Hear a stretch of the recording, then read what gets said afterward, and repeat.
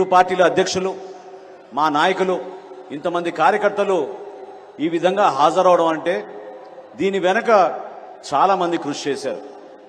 వారందరికీ మనస్ఫూర్తిగా నేను అభినందనలు తెలుపుతున్నాను. ఎందుకంటే అనేక అవమానాలకు గురయ్యాం, అనుమానాలకు గురయ్యాం, రకరకాలుగా వేధింపులు, కేసులు, ఎక్కడ చూసినా కూడా పార్టీ నాయకత్వం ఎదగకూడదని అన్ని స్థానాల్లో కూడా ఇబ్బంది పెట్టడానికి ఒక ప్రయత్నం చేస్తూనే వచ్చారు.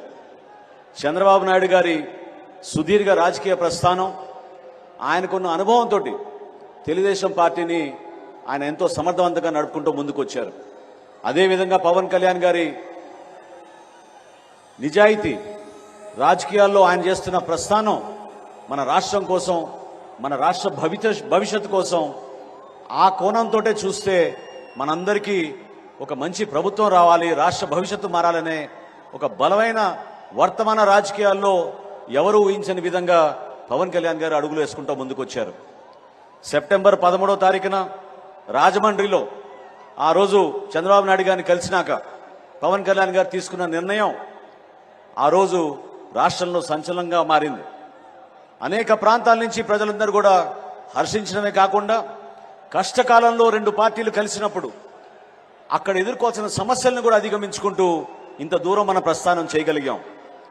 ఈరోజు మనందరం నేర్చుకోవాల్సింది, చూసి మనందరం అర్థం చేసుకోవాల్సింది, ఏ విధంగా కష్టపడి ఒక కార్యకర్తగా లోకేష్ గారు తెలుగుదేశం పార్టీ తరఫున నిలబడ్డారో.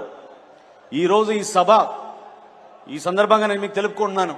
మొట్టమొదటిసారి ఆహ్వానం వచ్చినప్పుడు పవన్ కళ్యాణ్ గారి అభిప్రాయం ఏముండిందంటే లోకేష్ గారి నాయకత్వం పెంచాలి, ఆయన వరకే ఈ సభని, ఆయనే ముఖ్యమైన అతిథిగా ఉంటే ఈ సభకి గౌరవం దక్కుతుంది, ఆ సభకి కేవలం మనం వెళ్ళడం వలన పూర్తిగా మనం సంబంధించినట్టు కాదనే భావన వ్యక్తపరిచినప్పుడు నేను లోకేష్ గారికి తెలిపితే ఆయనలో ఉన్న స్పందించే మనస్తత్వం చూసి పవన్ కళ్యాణ్ గారు కూడా నిజంగానే చాలా ఇంప్రెస్ అయ్యారు. లోకేష్ గారు అన్న మాట ఏంటంటే, నా పాదయాత్ర ముగింపు సందర్భంగా చేస్తున్న సభ కాదు ఇది, జనసేన పార్టీ, తెలుగుదేశం పార్టీ కలిసి మొట్టమొదటిసారి ఒక అద్భుతమైన విజయం సాధించే విధంగా ఒక చక్కటి సభను ఏర్పాటు చేసుకున్నప్పుడు దానికి ఖచ్చితంగా పవన్ కళ్యాణ్ గారు రావాలి, అవసరమైతే నేను అడుగు వెనకేస్తా తప్ప పవన్ కళ్యాణ్ గారిని ముందుని నడిపించే విధంగా మన అందరం కూడా ముందుకెళ్దామని చెప్పి ఆ రోజు ఆయన తీసుకున్న నిర్ణయాన్ని నేను మనస్ఫూర్తిగా అభినందిస్తున్నాను. రాబోయే రోజుల్లో కూడా ఈ అవినీతి ప్రభుత్వం ఏ విధంగా యువతకు నిరాశ కలిగించిందో, ఏ విధంగా యువతకును అంధకారాలను నెట్టిందో మీ అందరూ తెలుసు. ఇక్కడి నుంచి కొంత దూరంలోనే రణస్థలంలో జనవరి మాసంలో జనసేన పార్టీ తరఫున మేము యువశక్తి కార్యక్రమం ఏర్పాటు చేశాం. ఆ రోజు యువతలో ఉన్న ఆందోళన, ఎందుకు మేము వలసలకు పోవాలి మా ఉద్యోగాల కోసం, ఎందుకు దూర ప్రాంతాలకి మేము మా గ్రామాలు వదిలేసి, మా తల్లిదండ్రులను వదిలేసి మేము ఇంత కష్టాలు పడాలనేది పదే పదే చెప్పుకుంటూ వచ్చినప్పుడు చాలా ఆశ్చర్యం కలిగించింది, ఇబ్బంది కలిగించింది.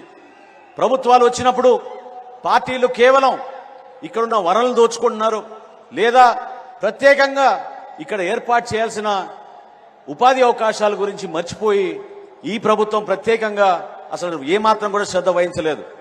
విశాఖపట్నంలో ఐటీ ఎస్సెట్స్ గురించి, అదేవిధంగా అక్కడ ఐటీ ఇండస్ట్రీ తీసుకురావాలని గత ప్రభుత్వంలో చంద్రబాబు నాయుడు గారు, లోకేష్ గారు ఆ రోజున ఏ విధంగా కష్టపడి పనిచేశారో ఈ రోజు విశాఖపట్నం ఏమైపోయిందో మీరందరూ చూస్తూనే ఉన్నారు.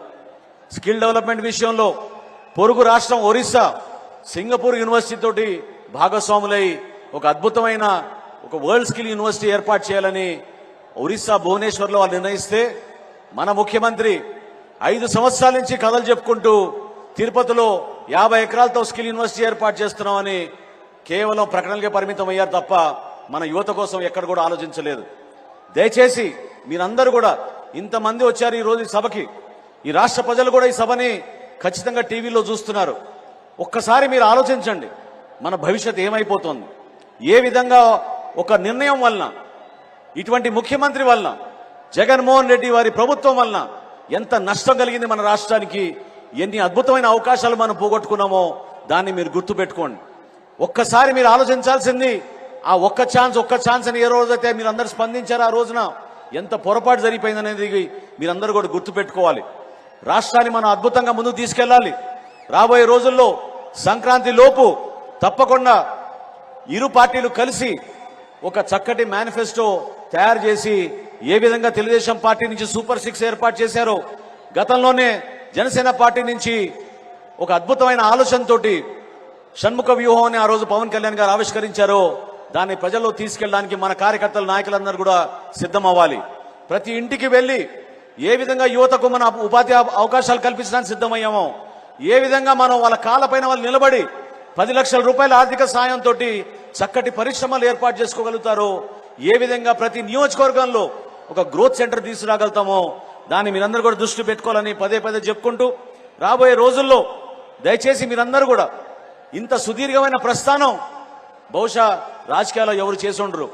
చంద్రబాబు నాయుడు గారు పడిన కష్టాలు, ఆయన ఎదుర్కొన్న సమస్యలు, ఆయనకున్న అనుభవాన్ని పవన్ కళ్యాణ్ గారి ఈ కొత్త ఉత్తేజాన్ని, ఈ నాయకత్వాన్ని కూడా కలుపుకుని రాష్ట్రానికి మంచి రోజులు తీసుకురావాలి.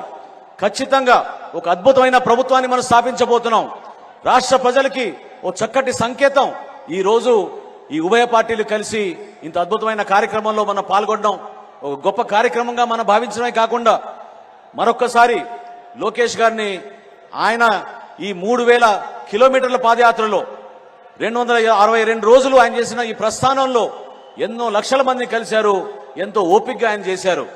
మీకు వచ్చిన నాలెడ్జ్ని, విజ్డమ్ని ఖచ్చితంగా రాబోయే రోజుల్లో మన రాష్ట్రంలో మన ప్రజలకి అంకిత భావంతో మీరు పనిచేస్తారని, భవిష్యత్తులో జనసేన పార్టీ, తెలుగుదేశం పార్టీ కలిసి ఒక అద్భుతమైన ప్రభుత్వాన్ని ఏర్పాటు చేసి ప్రజలకి అంకిత భావంతో పనిచేస్తామని ఈ సందర్భంగా మరొకసారి మీ అందరికీ తెలుపుకుంటూ, జనసేన పార్టీ తరఫున ఏ విధంగా తెలుగుదేశం పార్టీకి అండగా నిలబడ్డామో రాబోయే రోజుల్లో కూడా అదే విధంగా మనందరం కలిసి పనిచేసుకుని ప్రతి నియోజకవర్గంలో, ప్రతి మండలంలో, ప్రతి జిల్లాలో కూడా మన నాయకత్వాన్ని మనం పెంచుకునే విధంగా, ఈ ప్రభుత్వాన్ని ఇంటికి పంపించే విధంగా మీరందరూ కూడా కృషి చేస్తారని కోరుకుంటూ, ఇంత చక్కటి అవకాశం కల్పించినందుకు ప్రతి ఒక్కరికి మనస్ఫూర్తిగా నేను అభినందిస్తూ, ఈ కలయిక రాష్ట్ర భవిష్యత్తును దృష్టిలో పెట్టుకుని చేసిన కలయిక, దాన్ని మీరందరూ కూడా ఆశీర్వదిస్తారని, రాబోయే రోజుల్లో తెలుగుదేశం పార్టీ, జనసేన పార్టీ ఐక్యత ఖచ్చితంగా వర్ధిల్లాలని చెప్పి మనస్ఫూర్తిగా కోరుకుంటూ సెలవు తీసుకుంటున్నాను.